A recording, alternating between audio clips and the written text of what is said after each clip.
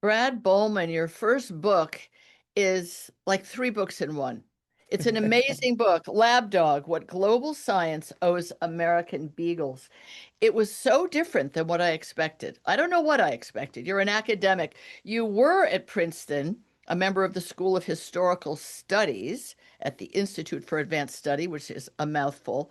Now you're at Tulane. Your book's been published by the University of Chicago Press. So you have a large paw print in academia. As a young man, you're already like spreading your wings. I don't know anything about how academia works, but is Tulane a better place for a man who's a historian than Princeton, or they made you a better offer, or you wanted to be in a different state, or it's nobody's business? I'm just curious. Oh, I don't know. I love all my universities equally, but the opportunity to come down here and to teach in both a history department and an environmental studies program was Oh. unique, and my family was excited to come down south. So that's what brought me down to Tulane.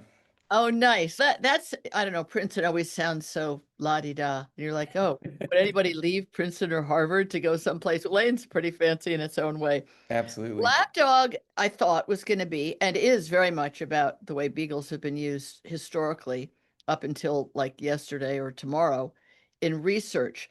But you started the book saying, who is a beagle? What is a beagle? And I think this is going to be very interesting for people who love dogs, especially beagles or foxhounds or harriers, which I didn't even know was like the middle size of a very similar dog that runs around after rabbits or whatever humans have adapted them to. Why did you think that their background as a breed and as a breed molded by man, as all breeds are, why was that sort of an important first chapter in their life as the thousands of them who've been stuck in laboratories?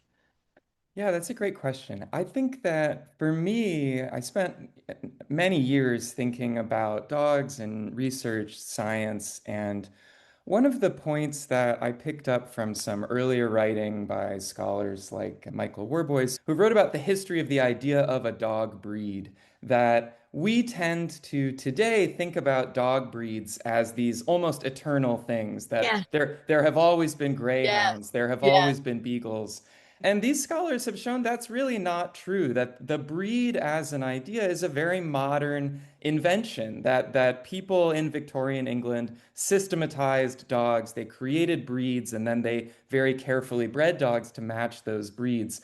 And I take from that this relatively basic insight that in at least one way of looking at them, dogs are technologies. That when people Wow. first started breeding dogs, they were breeding them for entertainment purposes or for hunting purposes, for show purposes. And so dogs have served a lot of different functions. And I thought when talking about dogs in a scientific context, it was important to place that usage in maybe a longer usage of ways that dogs have been sort of studied or deployed or instrumentalized. And it's not to say that one is better than the other, but I think that to understand the history of dogs, we have to think about the history of breeds. And so beagles, like every other dog, have a history. They haven't existed for 10,000 years. They haven't always been wagging their tails alongside human beings. There's a real history to the beagle, and I thought it was important to start the book with some of that history.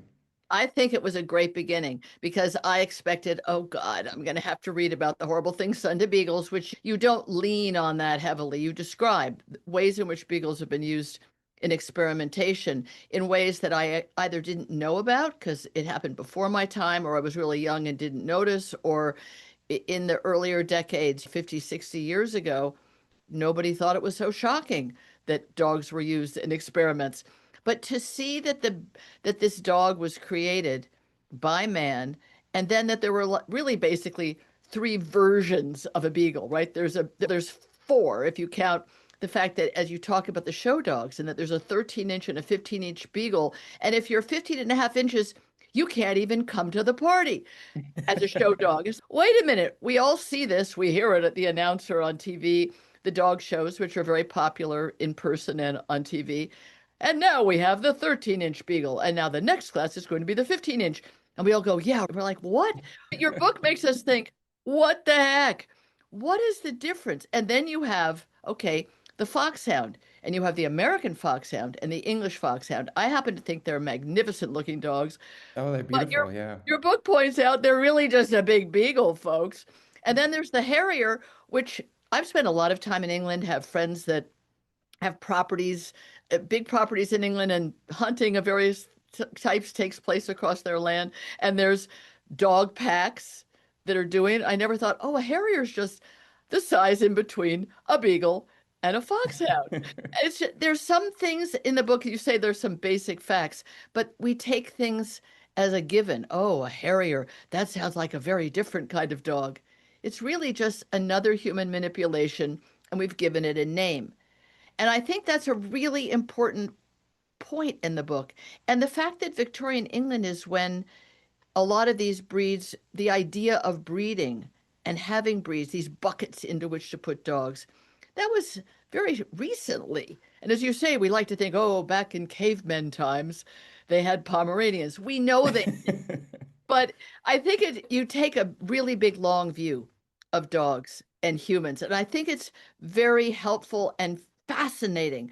So if somebody only read the first, I'm making this up, third of the book, and you didn't want to read about how they put them into chambers and made them smoke cigarettes, which I think I never knew, you can just read the whole historical part with Brad Bolman's comments or thoughts about it, which is take always one step back and go, what's going on here? What were we doing? Why did we do it? There's a very nice cruelty-free version of the book where you just Yeah. read the introduction and some Yes. of the first chapter, and you learn a lot about the history of the Beagle. And as part of what you were saying, one thing that I found to be so fascinating is that I've often thought of the Beagle as a very American dog. I think of Snoopy. Beagles are so popular in the United States. And when I was going back to look at the history, you find that the early American Beagle owners were sort of Anglophiles, basically. They Yes. wanted to be British. And so Yes. breeding British Beagles or English Beagles was an effort to mimic the people back across the pond. And it was only over a few decades that they started to say, hey, wait a second. Maybe the American Beagle could be better than the Yes. English Beagle. And that's Yes. part of how we start to think about Beagles not as these old ancient British dogs, but they get reimagined and resignified as American, and they become symbols of a certain kind of American identity, this kind of tough, willing to come back after a fight. And I thought that was a really important story to tell as well, because it's part of why Beagles got involved in scientific research in the first place. It was this symbolic role, this kind of importance for American culture. They've played a really significant place, I think, in 20th century history, just more broadly. And so I wanted to make sure that story was also clear in the book. I think it makes us all complicit is not the right word, but we're all sort of participants in the dogs we've created and what they turn out like and what we like about them. You mentioned Snoopy in a lot of different places in the book in different contexts. And what am I, an idiot? I never realized he was a beagle. I never realized Snoopy was a beagle. Snoopy was just like Snoopy. But yeah, he's a beagle. And one of the things that people bemoan, if that's the right word, when thinking about the testing, the animal testing, the dog testing that's been done on the beagle and why they've been bred in copious amounts, which is, as you say near the end of the book, trickling down, being shut down sometimes for the wrong reasons. In other words, people don't even understand what they're protesting against, is because they're so amenable. They're sweet and they're not going to bite you if you stick them with something or their head or their body into a contraption. And I somehow think that we've just accepted, oh, yeah, it's because beagles are really sweet. But he also said a beagle's a tough little dog. And they go in packs, and to this day, there's rabbit tests or pack tests. Beagling today in a show world is having a pack of beagles go after a rabbit and kill it, just like they do in real hunts that aren't a show, that aren't somebody judging you. You don't go into that much in the book, but it is part of them. They aren't just like sweet little couch potatoes. No, absolutely. And the part of the story of why beagles are originally fit into a laboratory environment is that for over 2 centuries, people were keeping beagles in large packs. So they got really used to the idea that maybe you're living together in a kind of small kennel space with 10 of your brothers around or something. And that sort of getting used to a tight kenneling environment was exactly what a lot of researchers wanted as well. They wanted a dog that you could place in a sort of restricted environment and they'd be relatively happy or not fighting against Right. each other a lot. So there is a weird way in which the that hunting history, which is very real and very present, is connected to the laboratory history. And I think some people don't want to admit That's that right. historical connection is there. And a few years ago, I was trying to visit a research collection that had more to do with the hunting side of things. And some of the people there were a little maybe suspicious, or they didn't necessarily want me to make some of these connections because I think we want to think of the good uses of dogs as totally distinct from the uses that we find more concerning. And one thing that I try to say in this book is that we have to recognize the deep parallels and the deep connections between all of these ways of living with dogs and, yeah, instrumentalizing dogs. That's what surprised me the most about the book and made it so engaging is, as you said, deep parallels, that we are all somehow participating in whatever the evolution is of the things we do to dogs, the way we live with them, the way we utilize them. At some point in history, someone could say, look what you did to all these Labradors or these Golden Retrievers, making them walk blind people around or help move a wheelchair around. Someone could look at that as some kind of abuse or misuse of a dog. It Yeah, and isn't. it It wasn't is. so long ago that dogs were working on treadmills, That's right. to make machines That's function. right. Today, we would say that's an unacceptable usage. And so our ideas have changed a lot Yeah, over time. And this, again, I think is important to recognize that when people were doing some of these dog studies in the 1940s or the 1950s, they had a lot of public support. that's right. People visited the labs and they said, this looks great. And that doesn't mean that those studies were good or bad from our perspective today. But we need to recognize that there's a history of sympathy, that our Yes. ideas about dogs have changed over time, what we think is acceptable, what we think is not acceptable. And when we come to the story with that historical standpoint, I think that we can then look at things all around us and say, is that Mhm. okay? Maybe it is. Okay, maybe it's not. And as a dog owner myself, I spend a lot of time thinking about how can I best live with my dog? What does a good life for him actually look like? And that's not an easy question to answer, I think, because a good life for a dog and a good life for a dog owner are not always the same thing, I think.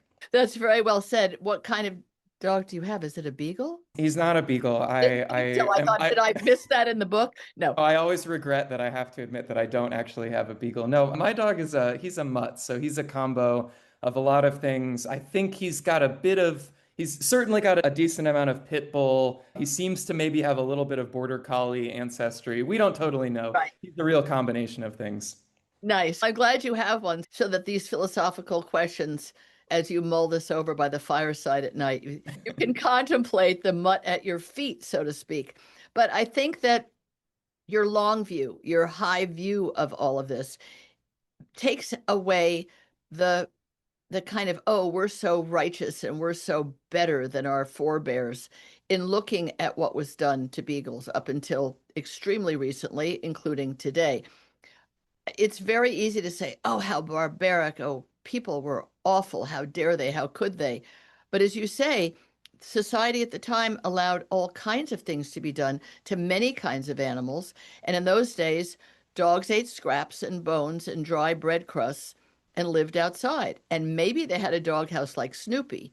But the idea of a If they were doghouse, lucky, yeah. if they were lucky, they had shelter. Even when I first moved to Vermont, 2007, the idea of a doghouse for some people's dogs that lived on chains or just locked outside, a doghouse was like, wow, luxury, not to come inside the house. This is more or less in modern times. There were many of the experiments that you talk about that were surprising to me. I didn't know, but you make it clear that everybody knew.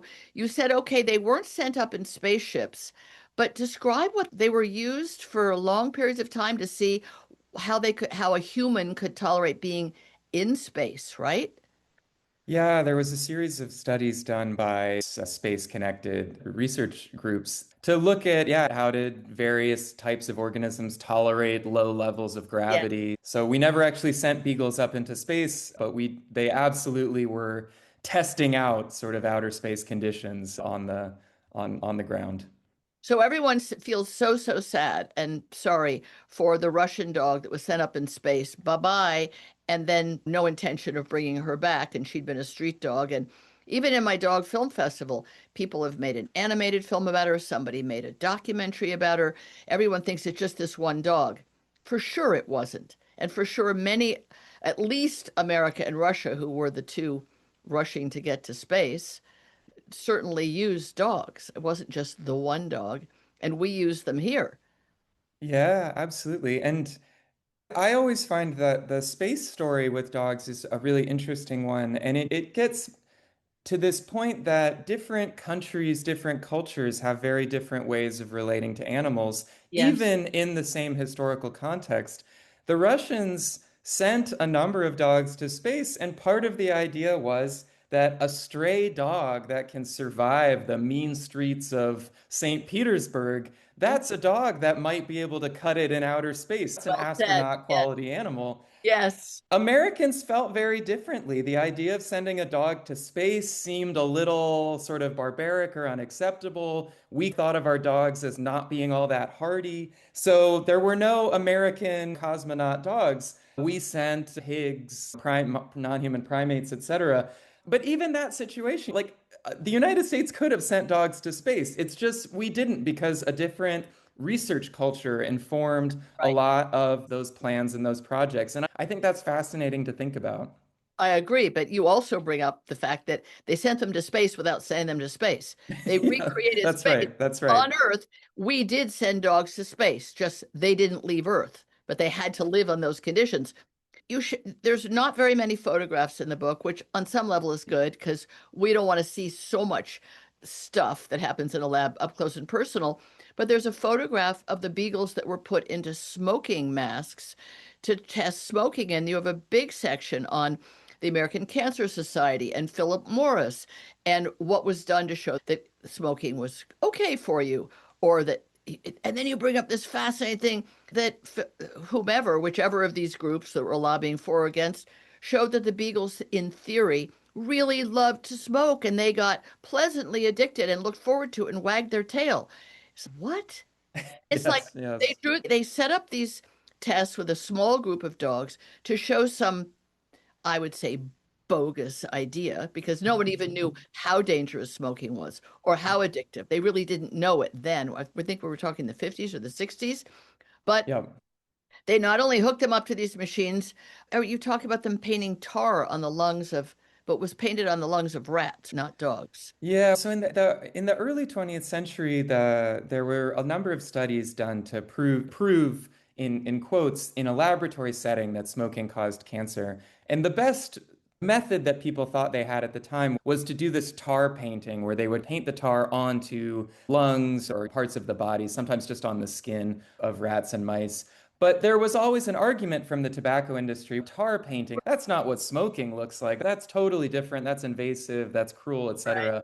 And so in the 60s and 70s, a couple researchers, and especially this guy that I write about named Oscar Auerbach, said, what if we could finally prove through a kind of gold standard study that beagle dogs trained to smoke, smoking over multiple months or years, that those dogs got cancer. And so his laboratory went through elaborate processes to build these machines that train the dogs to smoke. And yeah, as they would argue, the dogs got genuinely addicted. And when the technicians would come in the morning to open up the cages, they would race onto the tables to try to get hooked up and light up to smoke a cigarette. A pretty astounding story, I think. And Agree. one of the little quotes that I have in the book that really struck me is that a researcher who was a friend of Auerbach's came to visit the laboratory and he saw all these dogs and he saw them racing to the table.